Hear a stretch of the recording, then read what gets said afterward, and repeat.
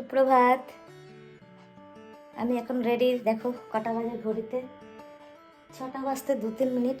ভোরবেলা উঠে স্নান ধান করে সামান্য কিছু রুটি তরকারি বানিয়ে ব্যাগ ট্যাগ গুছিয়ে যাচ্ছি। কোথায় যাচ্ছি?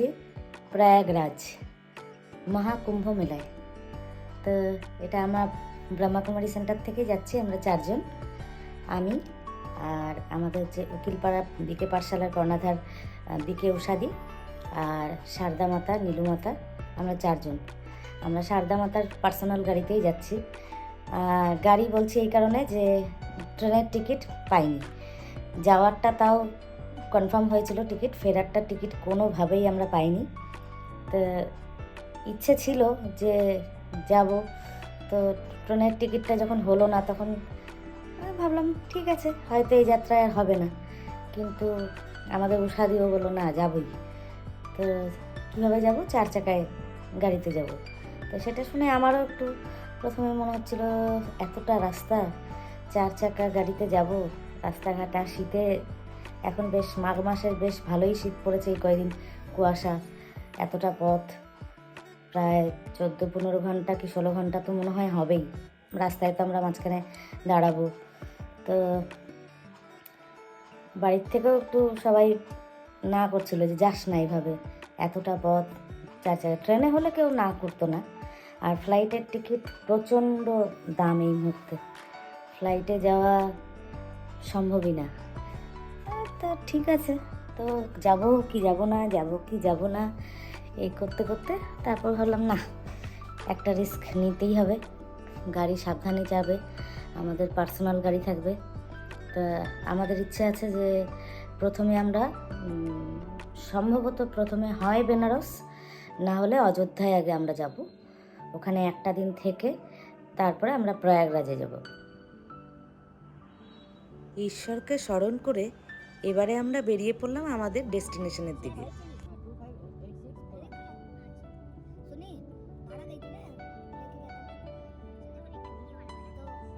এখন আমরা দ্বারভাঙ্গা, বিহার দ্বারভাঙ্গা পার হয়েছি, এনএইচের পাশে রিফ্রেশ হতে এসেছি। এতটা পথ গাড়িতে পা ঝুলিয়ে বসে থেকে থেকে যখন হাত পাগুলো খুব ব্যথা হয়ে যেত, তখন পথের ধারে এরকম পেট্রোল পাম্পগুলিতে দাঁড়িয়ে আমরা একটু রেস্ট করতাম। পেট্রোল পাম্পগুলিতে টয়লেটেরও সুবিধা আছে। বাড়ি থেকে আমরা সবাই নানান রকম খাবার দাবার নিয়েই গাড়িতে উঠেছিলাম। ওইসবই আমরা সারা রাস্তায় খেতে খেতে গিয়েছিলাম। বেশ একটা পিকনিক ফিল হচ্ছিল। ভোর 6:30 নাগাদ রায়গঞ্জ থেকে রওনা হয়ে মোটামুটি 7:30 নাগাদ আমরা অযোধ্যায় পৌঁছেছিলাম। সেই দিন অযোধ্যায় খুব কুয়াশা ছিল, কিচ্ছু দেখা যাচ্ছিল না রাস্তাঘাট। আর রাস্তার ট্রাফিক পুলিশদের জিজ্ঞাসাবাদ করতে করতেই আমরা হনুমানগড়ি মন্দিরের কাছাকাছি একটি হোমস্টেতে উঠেছিলাম। আমরা অনস্পটই বুকিং করেছি। হোমস্টেতে পৌঁছে ফ্রেশ হয়ে আবার আমরা বেরিয়েছিলাম আশেপাশের জায়গাগুলো দেখতে। পরদিন ভোরবেলা তাড়াতাড়ি স্নান সেরে আমরা বেরিয়ে পড়েছিলাম অযোধ্যা ভ্রমণে। 800 টাকা দিয়ে একটি টোটো রিজার্ভ করে ড্রাইভার সহ আমরা 5 জন অযোধ্যা ভ্রমণে বেরিয়েছিলাম। প্রথমে গিয়েছিলাম আমাদের হোমস্টের কাছাকাছি হনুমানগড়ি মন্দিরে। ভোরবেলা থেকেই কিন্তু যথেষ্ট ভিড় ছিল ওখানে। হনুমানজির মন্দির দর্শন করে তারপরে আমরা গিয়েছিলাম রাম মন্দির দর্শন করতে। এই যে এটি হলো রাম মন্দিরের মুখ্য প্রবেশদ্বার। প্রবেশদ্বার থেকে মন্দির অবধি যেতে কিন্তু 2-3 কিলোমিটার হাঁটতেই হয়। তবে যাদের হাঁটা চলার সমস্যা, তারা আধার কার্ড দেখিয়ে মাত্র 150 টাকা দিয়ে হুইল চেয়ার বুক করে নিতে পারেন। ওনারাই হুইল চেয়ার নিয়ে মন্দির দর্শন করে নিয়ে আসবেন। সাথে অবশ্য পরিবারের একজনকে অ্যালাউ করেন। আমরা অবশ্য 40-45 মিনিট সাধারণ লাইনে যেই খুব সুন্দরভাবে রামলাল্লার দর্শন করে এসেছি। আমাদের কোনো অসুবিধা হয়নি। মন্দির প্রাঙ্গণের বাইরে জুতো রাখার র্যাক এবং ব্যাগ মোবাইল রাখারও লকার রয়েছে। মন্দিরে ফটোগ্রাফি একেবারেই নিষিদ্ধ। মন্দির দর্শন করে বাইরে বেরিয়ে বিরলা মন্দিরটাও আমরা দেখে নিয়েছিলাম।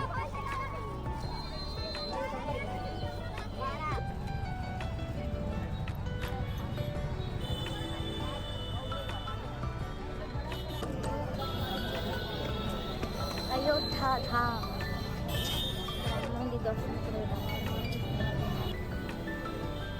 ওখানেই কিছু কেনাকাটা ছবি টবি তুলে তারপরে আমরা পৌঁছে গিয়েছিলাম আদি সীতারাম মন্দিরে।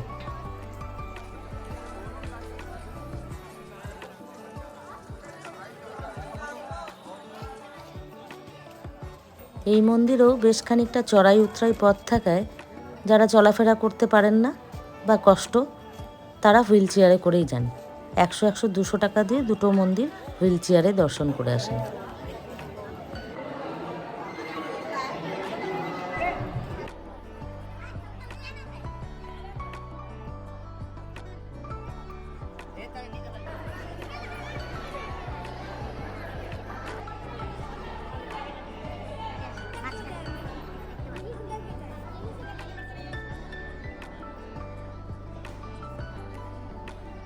ভোরবেলা অযোধ্যা দর্শনে বেরিয়েছি, খুব খিদে পেয়েছিল। কপাল ভালো, গরম গরম খিচুড়ি প্রসাদও পেয়েছি।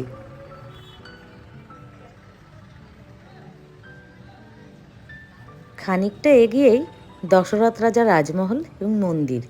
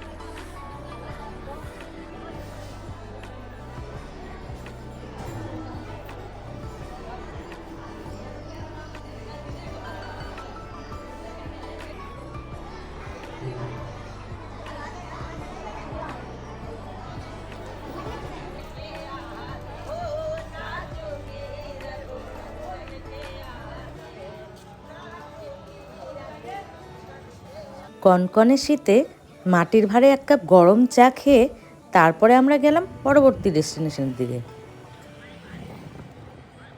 পুরো অযোধ্যা শহরে আশেপাশে নানান ছোট বড় মন্দির রয়েছে।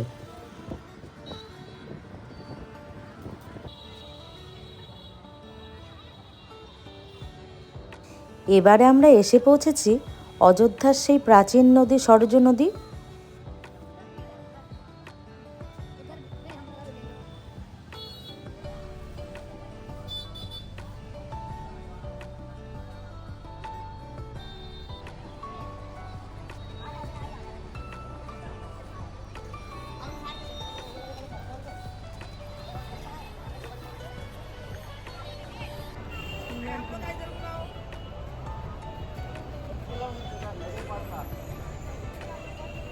হাত হিলাও।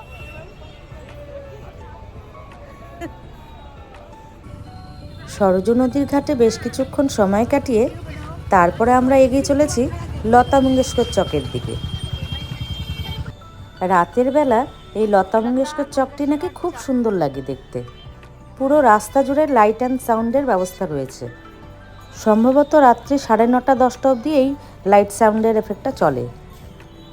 আগের দিন রাত্রেবেলা আমরাও চেয়েছিলাম এখানে লতা মঙ্গেশকর চকে আসব, কিন্তু প্রচণ্ড কুয়াশা, তার মধ্যে আমরা রাস্তা খুঁজে পাইনি, তাই আর এখানে আসা হয়নি আমাদের।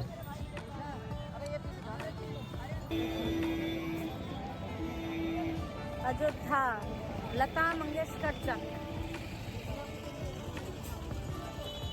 জয় শ্রীরাম।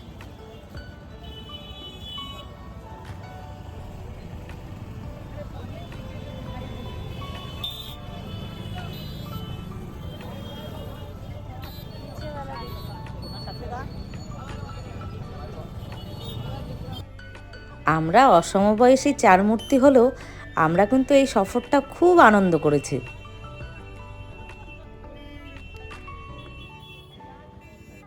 আর ইনি হলেন আমাদের আরেক সফর সঙ্গী নবকুমার ভাই, আমাদের বাহন চালক। অযোধ্যা সফরের বেশ কিছু মিষ্টি স্মৃতি নিয়ে এবারে আমরা এগিয়ে চলব প্রয়াগরাজের দিকে।